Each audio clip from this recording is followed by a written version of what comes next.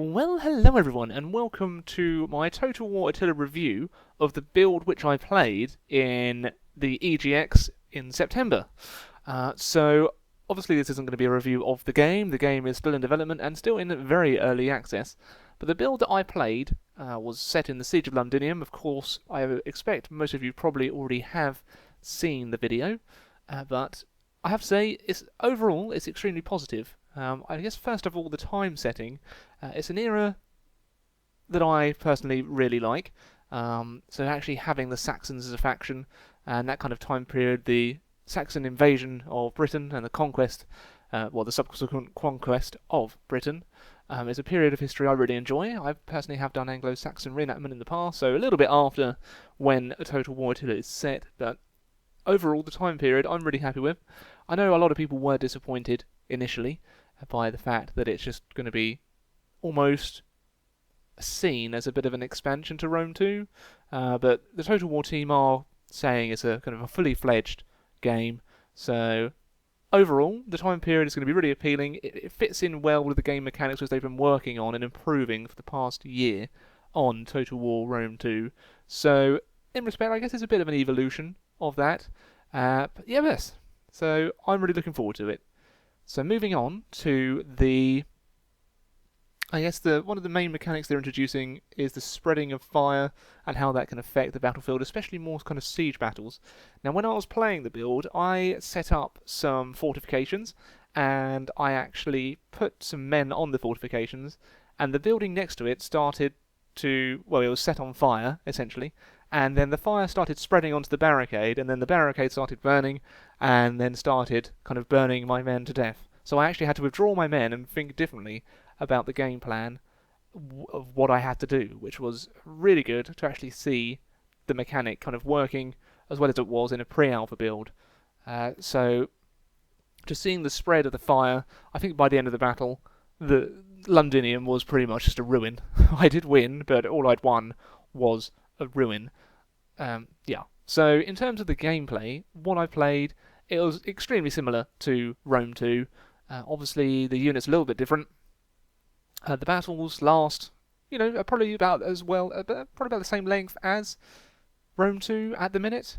One thing that I did like was having the crossbow units. I say I liked them.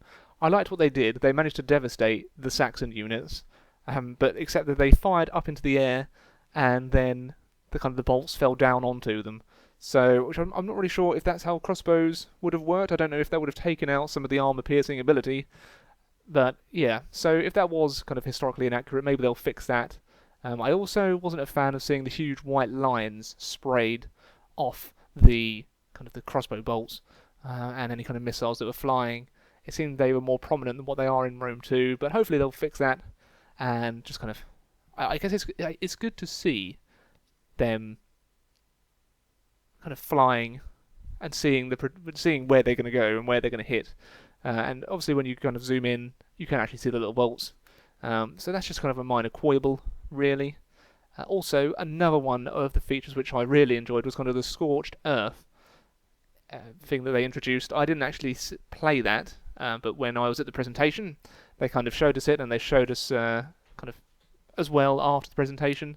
So seeing the scorched earth, where if you know you're not going to be able to hold a settlement, you can just abandon it and just wreck the whole thing, just make it an entirely useless thing to hold, really. So for the conquerors, there really isn't much point in taking it anymore. So that was really good. Obviously, the family tree, that's back, so that's going to be a feature I think is going to be really popular.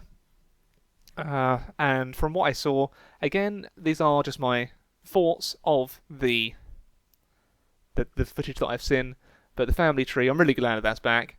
So hopefully it'll be kind of a bit kind of Crusader 2-esque, that they can make it into that. So that'd be really good. I'm trying to think of what else would be worth kind of talking about, really. I think that most of you will have seen the Siege of London. It was a really good battle. Obviously, I think I had about 10 units to play around with, and the heavy Roman infantry, they could just stand and stand and stand. They were not going anywhere. So maybe they need to kind of balance it a bit more, because even fighting against the heavy Saxon units, the Roman legionaries were still more than a match for them. Obviously, you were heavily outnumbered in that battle, but yeah, overall, I'm really looking forward to Total War Attila. If you have any thoughts that you'd like to share, make sure to kind of share them in the comment section below. But yes, obviously this wasn't really a review, just kind of my review of the build that I've played. If I was to give it a score, actually no, I'm not going to give it a score, because I can't really base my opinion on a game, on a pre-alpha build, and give it a score out of 10.